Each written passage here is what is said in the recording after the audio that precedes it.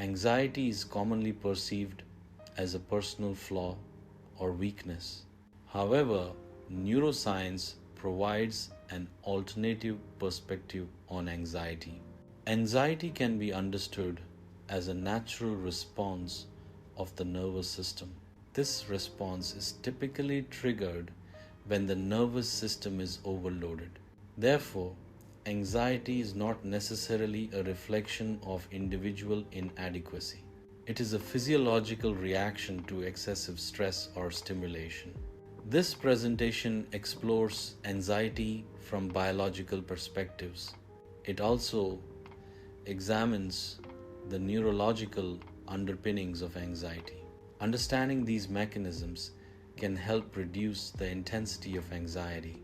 The aim is to provide a clear explanation of anxiety's biological and neurological components. Anxiety is often misunderstood as a personal failing. It is not indicative of a weak character or lack of resolve. Instead, anxiety is a physiological response. It signals that the nervous system has experienced sustained stress. Prolonged stress can lead to an overactive nervous system, resulting in anxiety. The human nervous system is optimized for acute stress responses followed by recovery. This design supports short bursts of activity to address immediate dangers. Following the resolution of a threat, the system is intended to return to a state of rest. Modern life, however, introduces a state of chronic stress. This constant stimulation prevents the nervous system from fully recovering. The unrelenting nature of modern stressors can lead to system overload. Constant notifications contribute to nervous system overload. Relentless expectations add to the stress on the nervous system. Looming deadlines create psychological pressure. Incessant thinking further burdens the nervous system. The body interprets these psychological pressures as threats. This perception of threat leads to nervous system overload. Suffering emerges when consciousness becomes ensnared by the activities of the mind. The mind primarily functions within the domain of time. Time, in this context, is understood as a psychological construct. Therefore, entanglement with this psychological time leads to suffering.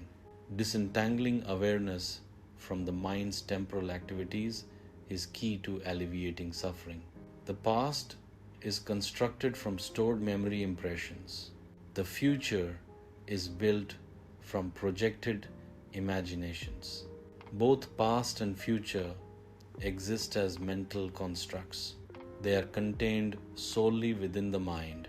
Neither the past nor the future has tangible reality outside of mental perception. Anxiety arises from the mind's anticipation of potential future events. These projections are often driven by a fear of loss, whether tangible or intangible. A perceived lack of control over future outcomes significantly contributes to anxiety. Uncertainty about what lies ahead is a key factor in triggering anxious feelings. The combination of fear, lack of control, and uncertainty amplifies the mind's anxious state. Therefore, anxiety is fundamentally linked to the mental construction of possible feared futures. Anxiety is fundamentally fueled by a sense of lack or incompleteness. This feeling of inadequacy drives a persistent quest for fulfillment. The individual constantly seeks something to fill the perceived void. This search is motivated by the underlying belief that something essential is missing. The cycle of anxiety continues as long as this belief of incompleteness persists. Anxiety is fundamentally anticipatory suffering.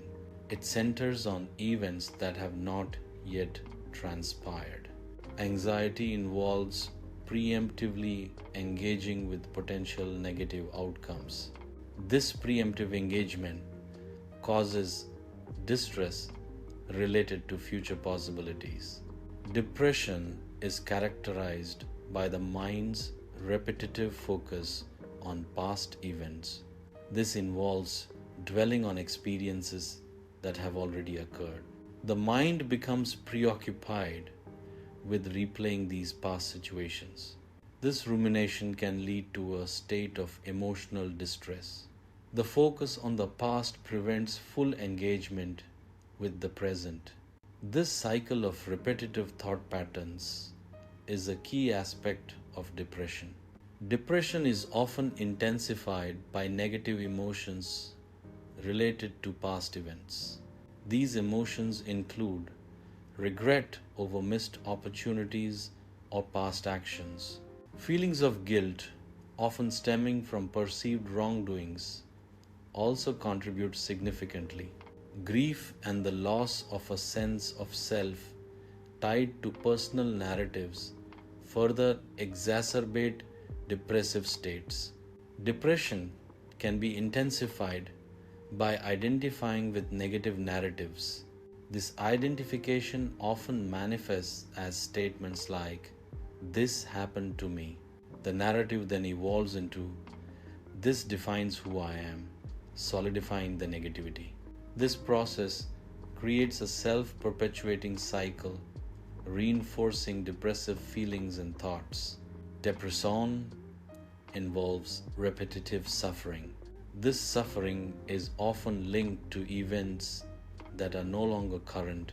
It is characterized by a persistent reliving of past pain. The focus is on events that have already occurred. This creates a cycle of emotional distress.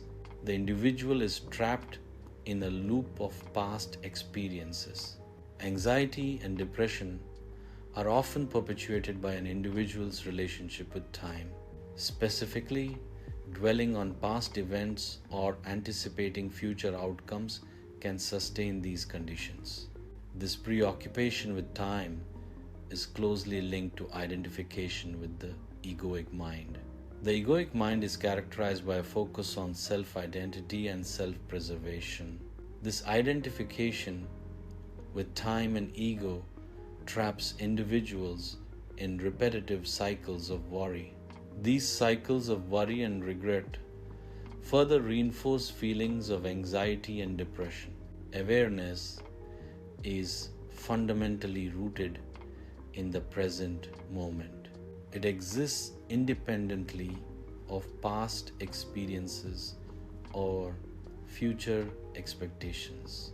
Awareness is characterized by its constant and timeless nature.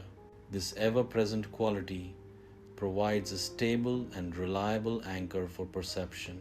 Anxiety involves specific brain circuits that mediate the body's response to perceived threats. The amygdala plays a crucial role in threat detection and initiating the fear response. The prefrontal cortex is involved in prediction and simulation, assessing potential future threats. The hypothalamic pituitary adrenal HPA axis regulates the release of stress hormones. These hormones prepare the body for a fight or flight response. Dysregulation in these circuits can lead to excessive or inappropriate anxiety responses. Anxiety, from a biological perspective, involves the brain's tendency to oversimulate potential future threats. This oversimulation results in a prediction system that is hyperactive and constantly anticipates danger. The brain essentially creates scenarios of threat even in the absence of immediate danger. This heightened state of alert contributes to the physiological and psychological symptoms of anxiety. The body reacts to imagined future dangers as if they are currently happening. This imagined threat triggers a physiological stress response. The stress response occurs even when there is no actual immediate danger present. This highlights the powerful impact of cognitive processes on physical reactions. Anxiety, from a neurological perspective, involves a hyperactive future simulation loop within the brain. This loop is characterized by its continuous projection of potential dangers. The brain constantly generates possible negative outcomes and threats. This process leads to a state of heightened vigilance and preparedness. The individual is essentially preparing for worst case scenarios. This over preparation and constant threat assessment are key features of anxiety disorders. In depression, the default mode network DMN exhibits heightened activity. The DMN is associated with self-referential thinking and introspection. Overactivity in the DMN leads to excessive self-focus. This heightened self-focus contributes to the symptoms of depression. The hippocampus is crucial for memory retrieval, including past experiences. Repeated recall of memories reinforces associated neural pathways. This repetition can strengthen negative narratives linked to those memories. Reinforced negative narratives can perpetuate feelings of sadness. These narratives may also contribute to feelings of hopelessness. Thus, memory recall in the hippocampus can influence emotional states. Dopamine signaling plays a crucial role in motivation and drive. Reduced dopamine signaling directly impacts an individual's motivation levels.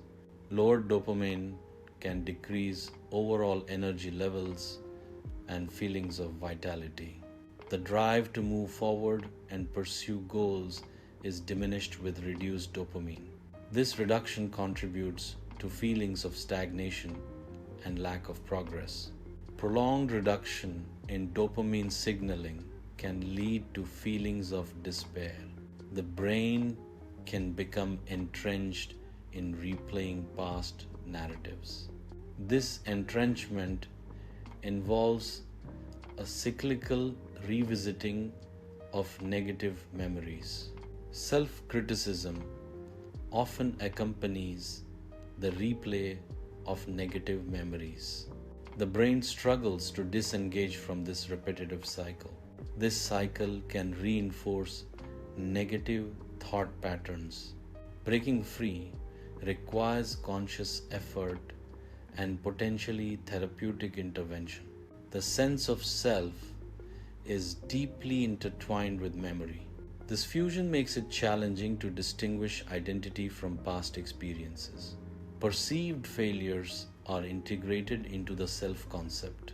Separating identity from these past experiences becomes difficult. Rumination involves repetitive and passive focus on negative emotions. This thought pattern often centers on the causes and consequences of distress. Rumination inhibits action by trapping individuals in cycles of negative thinking. It also diminishes hope, making it difficult to envision positive outcomes. Consequently, rumination prevents engagement in activities that could alleviate distress. Depression, neurologically, involves an overactive neural circuit. This circuit replays past negative experiences repeatedly. The constant revisiting reinforces feelings of sadness. This reinforcement contributes to a sense of hopelessness. Anxiety and depression involve the nervous system's response to mental projections rather than present reality. The nervous system reacts to time-based mental constructions in both conditions. This reaction perpetuates cycles of suffering. The root of the problem lies in the disconnect between perception and reality. Mental constructions about the future or past drive the nervous system's response. Breaking these cycles requires addressing the underlying mental constructs. Awareness is transformative because it is anchored in the present. The present moment is free from past regrets. The present moment is also untouched by future anxieties. Therefore, awareness existing solely in the present changes everything. Identification with thoughts and emotions can create tension in the nervous system. Loosening this identification allows the nervous system to relax. This relaxation initiates a recalibration process within the nervous system. The nervous system seeks a new, healthier equilibrium. Non-dual awareness emphasizes the distinction between awareness and experience. Recognizing anxiety implies a separate entity observing the anxiety.